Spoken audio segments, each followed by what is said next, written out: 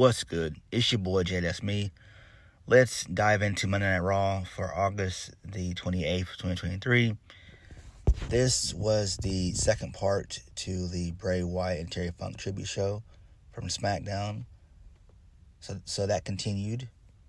And this was also the go-home show for this Saturday's Payback.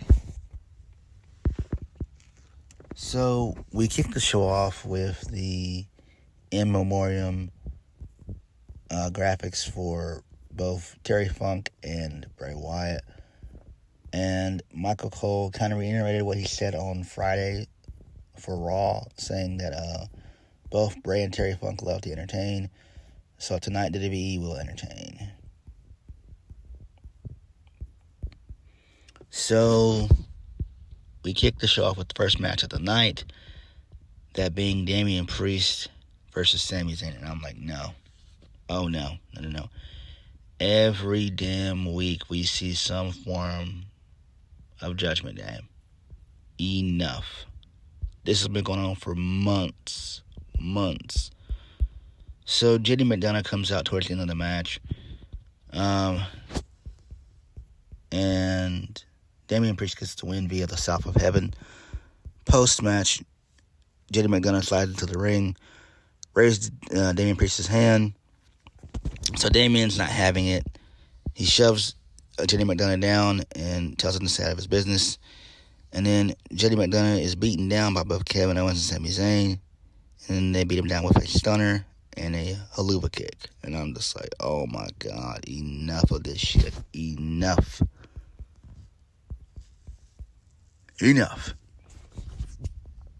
Moving on. So Drew McIntyre is hanging out backstage with Akira Tozawa for whatever reason.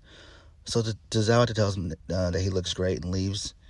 And Matt Riddle rolls up. So Drew turns the paper he's holding around to reveal a picture of him being photoshopped into green bro trunks. Oh my God, what the hell? So Matt Riddle babbles about the importance of matching gear and says he wants to scout New Day versus Viking Raiders at ringside with hot dogs and haggis. And haggis. I'm just like, oh my God, no. Drew says he's on to something and he wants to see the Vikings get beaten.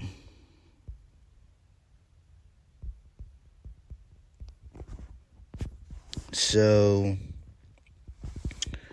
we get a video package from Raquel Rodriguez, and she says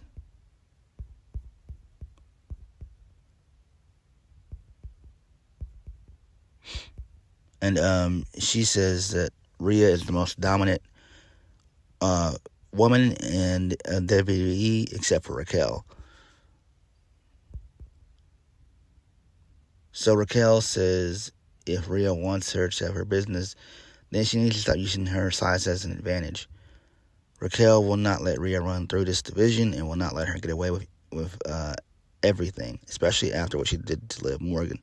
Raquel goes on and says she's been waiting for weeks for this to show her what it's like being at the mercy of someone stronger. She says every woman has insecurity and weakness, but Rhea just cannot stand up to her. Raquel goes on and says she'll take the title from Rhea Ripley at Payback by cutting her down to size. Okay, pretty good little promo. Next, this was absolutely tremendous. I love this. This was really good shit here. That being The Miz. So The Miz comes out in LA Knight music, and he's dressed like LA Knight, which is great. So Miz gets into the ring. He begins to mock LA Knight with all his sayings and mannerisms. Yeah, what? Yeah. Dummy, yeah. So Miz goes on taking shots at LA Knight while dressed as LA. He pulls out a box of LA Knight t-shirts and asks if anyone wants free LA Knight merchandise. So Miz then tosses the gear and begins taking off his LA Knight outfit, and the fans boo. So Miz says the fans are pathetic, that they'll cheer for anything. So their support means nothing. He goes on ripping the fans in LA. Miz says he doesn't do catchphrases. Miz goes on about how he's all about reality, and when he beats LA Knight, it will be over. Miz says fans will cheer, name names, or catchphrases, but they will not cheer losers. And that's just what LA Knight will be when when Miz beats him at Payback. And then Miz goes on and says everyone will be talking about M-I-Z. Yeah, that was great. I love that. And then Miz makes his exit. That was fucking tremendous. Really good shit there.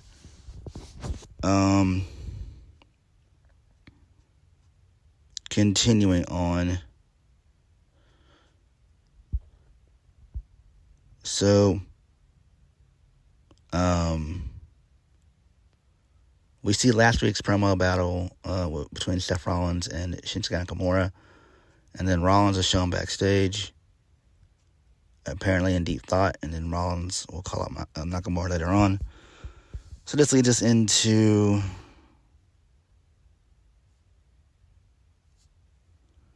the New Day versus the Viking Raiders. Why? Shoot both teams out of a cannon, please.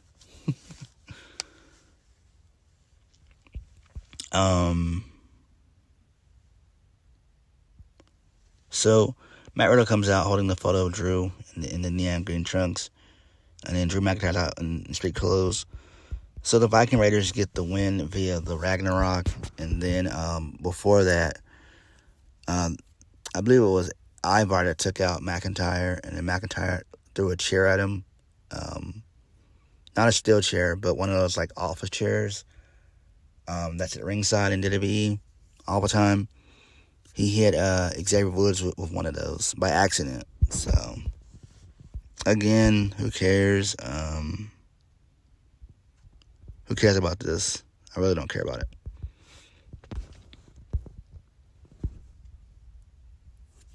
So, we go backstage to the Judgment Day. So, Finn Balor tells Damian Priest that they just need to get on the same page for their big shot at Kevin Owens and Sami Zayn for the Undisputed WWE Tag Team Championships. They need to get it together. So, Damian Priest agrees and says they need to focus on the Judgment Day, not outside people like JD McDonough. Finn Balor says JD is the only reason Priest won tonight.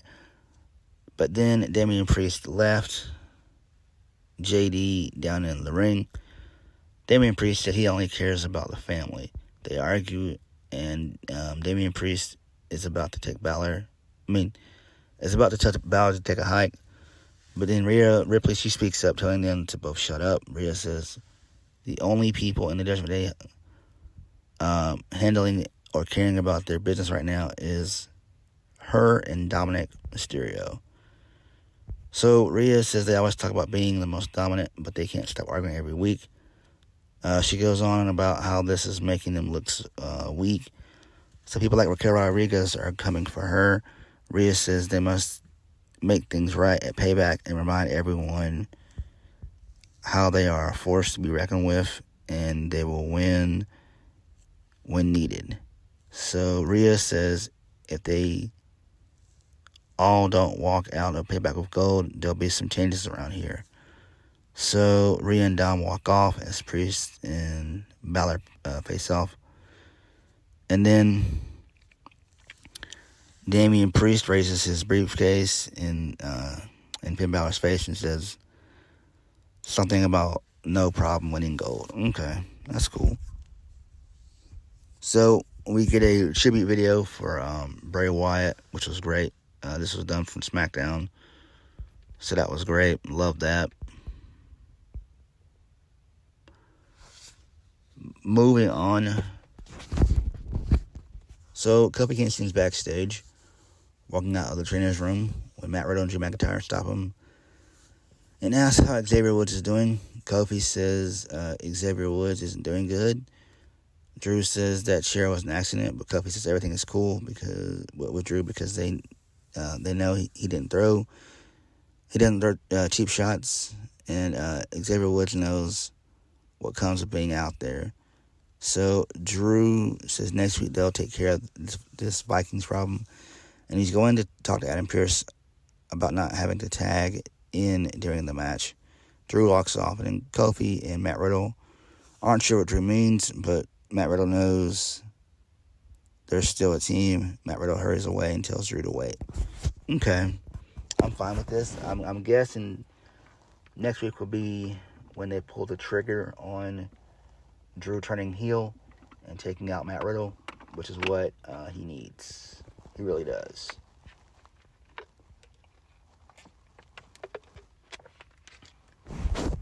Moving on. So, Gunther is out next. So, Gunther's on the announce table. So, Gunther gets on the mic.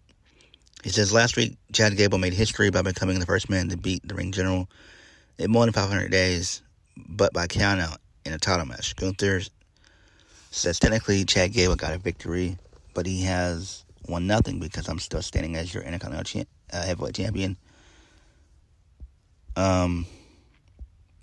Gunther says perhaps Chad Gable has achieved one thing, pissing Gunther off.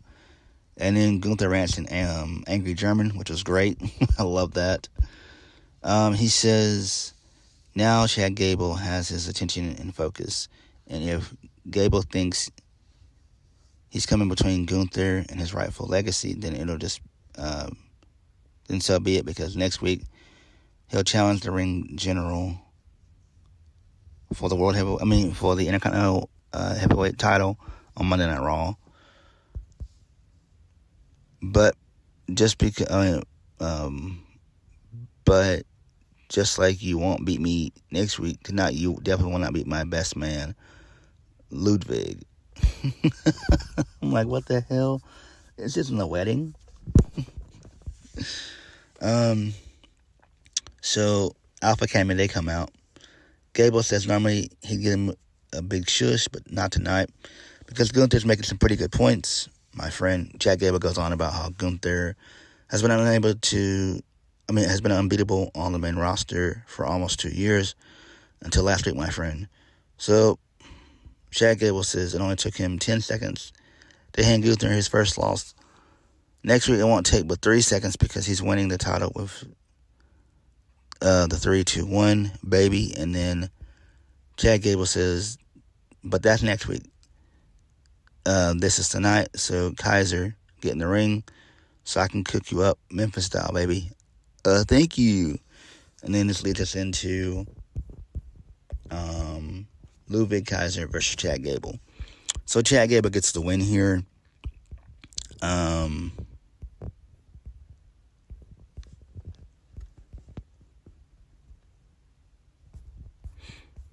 So that was great.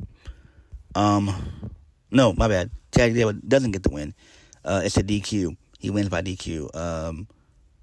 Giovanni Vinci gets involved, and then he has a little brawl scene with Otis, and then Kaiser and Vinci take out Otis, and then Gunther does a powerbomb, but Chad Gable reverses it into an ankle lock, and then the rest of Imperium beat down Gable, and then Gunther is finally able to hit the powerbomb, and Imperium stands tall over Chad Gable, and that was how we end the segment. So I'm fine with this. So we get a really good tribute video for former Raw guest star Bob Barker, who passed away at the age of 99 on Saturday. May Bob Barker rest in peace. I love Bob Barker. Loved him. Bob Barker. Loved him. Absolutely loved him. Tremendous stuff there. So this leads us into Seth Rollins coming out. So he pays tribute to Bray Wyatt. He says, Yowie Wowie, which was great. So Rollins goes on about being revolutionary and a visionary he is.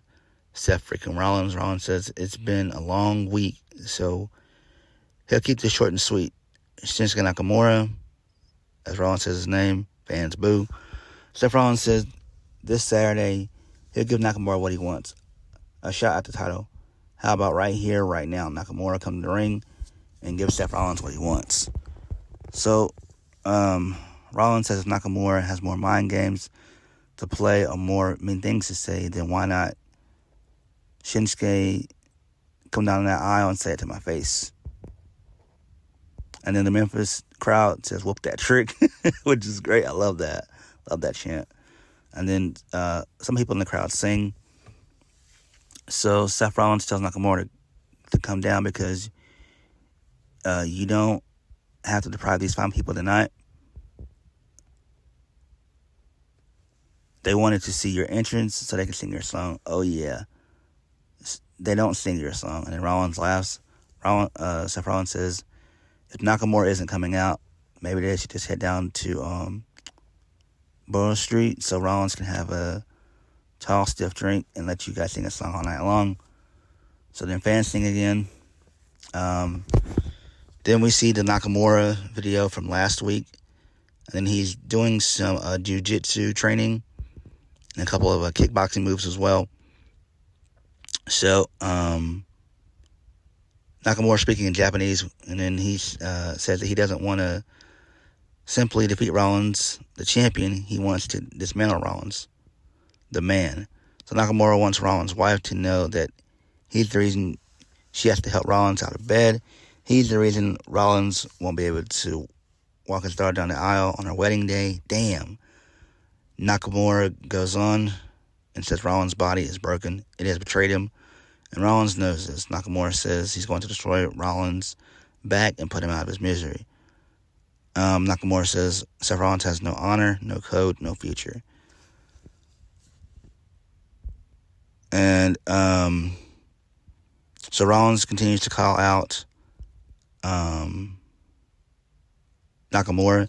He says he asks if that's it from the legendary Shinsuke Nakamura video package. Rollins wants to know what happened to the Nakamura who headlined the Tokyo Dome or lit the world on fire when he came to NXT. Seth Rollins says 1 month ago he would have given Nakamura the shirt off the back, the same back that's broken in 4 pieces, but his broken back didn't stand in the way of winning the title. And it won't stand in the way of Rollins beating Nakamura's ass at Payback. Pause. So, Rollins says when the bell rings, he gets to handle Nakamura. He will pummel and maul and won't stop until someone pulls him off. Rollins says in that moment, when Nakamura is lying in defeat, he will know he can never take anything from Rollins. Not the WWE World Heavyweight title, not his future, not his family. And then out of nowhere, Nakamura attacks Rollins, takes him out with the Kinshasa. And he also does a stiff kick to the head. So that's fine. It was a rather long promo, but decent nonetheless. Moving on. So, Sami Zayn and Kevin Owens, they're backstage. They said they're tired of doing this Judgment Day thing every single week, month after month. I agree. You're not the only one, Sami Zayn and Kevin Owens. You guys are correct in one thing. He says they'll find a way to come back and play with the rules, use the numbers game, and what happened to him earlier tonight and a few weeks back. Now they're getting a title shot at Payback. Sami asked if they want to do this one more time. That's fine. We'll do this one more time. Sami Zayn asked Kevin Owens if he wants to explain how it's going down this time. Owens says, the rules will not play in the favor of this one today. So, Kevin Owens and Sami Zayn are tired of this. And so tired that they went to Adam Pearce. And what's Pittsburgh? The Steel City, yes. It's going to be a steel fight. A Steel City street fight. I'm just like, oh my God, no. Oh my God, no. Owen says there's been a lot of crazy in WWE, even when he was thrown off a steel cage. But all that has nothing compared to what we're going to do to you once and for all, because we're in this. Will be nothing. My bad. Shit. So, Kevin Owens says he was thrown off of a steel cage. But all of that is nothing compared to what we'll do to you at Payback on Saturday because we're ending this once and for all. I'm just like, who gives a fuck? Oof. I'm so tired of this Judgment Day. Sami Zayn and Kevin Owens stuff. I'm just tired of it. Pisses me off. Moving on. Tommaso Ciampa versus Bronson Reed. Ciampa gets the win. So I'm fine with that. But again, both guys take 2 steps forward, 15 steps back. I don't get it. I don't understand it. 1 minute, Bronson Reed's being pushed. Next minute, he's not. I don't get it. I don't know what Triple H is doing. Same thing with Tommaso Ciampa. Like, where's Johnny Gargano? Where is Johnny Gargano? Where's he at? I don't know. Moving on. Jackie Redmond, she's backstage with Becky Lynch. Redmond asked if she's had second thoughts about tonight's match with Zoey Stark. Becky Lynch says she's had second, third, fourth, fifth, and sixth, and seventh thought, and eighth thoughts, but she's beating Zoey Stark. And she goes on and says Zoey Stark and Trish Stratus have backed her into a corner for months, and she would not want the easy way out. Becky Lynch says the man is coming around tonight, and she's bringing a lot of chaos. So that's fine. Moving on. So we see Tiffany Stratton in the front row, which is kind of weird. I don't know why. So Rhea Ripley is in the ring. She's got a mic. So Rhea dismisses the idea of Raquel Rodriguez cutting her down to size and says that it's funny coming from someone who had to fake an injury just to get one over on her. Rhea says she's not going to complain about that and blame Raquel. She's not going to stand here and go over her accomplishments because we all would be here all night. And the title around her waist says everything. Rhea says Raquel thinks she will take the title at Payback, but that's just another reason why she's just an idiot. Rhea says Raquel does have a lot going for her. She's big, she's tough, strong, but she's not Rhea Bloody Ripley. Rhea says Raquel can talk all she wants, but when it comes to Payback, Mom is walking out as champion. Rhea says Raquel just doesn't learn her lessons. So out comes Raquel, and then her and Rhea, they brawl for a second. Dom gets involved, tries to distract her. Rhea attempts to hit the Riptide, but it's reversed into a hip toss. And then Raquel standing tall. So that's fine, I guess. Moving on. So Zoey Stark and Trish Stratus, they're backstage. Trish says Becky Lynch is the idiot asking for this match tonight, and for giving the fastest rising star in WWE free reign to decimate you. Trish Stratus asks Zoey Stark if she will leave some of Becky Lynch for the Payback match. Zoey Stark says, don't worry, when she's done with the man, she'll leave plenty for Stratus to have in the steel cage. And then we get a Terry Funk tribute video. That was great. Main event, Balls Count Anywhere, Becky Lynch versus Zoey Stark. Becky Lynch gets the win via the manhandle slam. I believe it was through a table for the 1, 2, 3. And we go off the air. So that was it. Monday Night Raw was okay. I love the tribute stuff. That was good for Bray Wyatt and Terry Funk. Raw is still repetitive, if we're being honest, but it is what it is. Payback should be okay. What I am kind of upset about is Cody Rhodes not being on the show. He's not wrestling. He's going to be on the Grayson Waller effect, And that has me pissed off. I don't know what they're doing with Cody. I don't. But Cody needs to be on Payback. Cody should be the focal point of Payback, if we're being honest. I don't know. But Raw was okay. But what did you guys think? Please hit the like button, comment down below, and subscribe to my videos. I'll catch you guys later. Peace.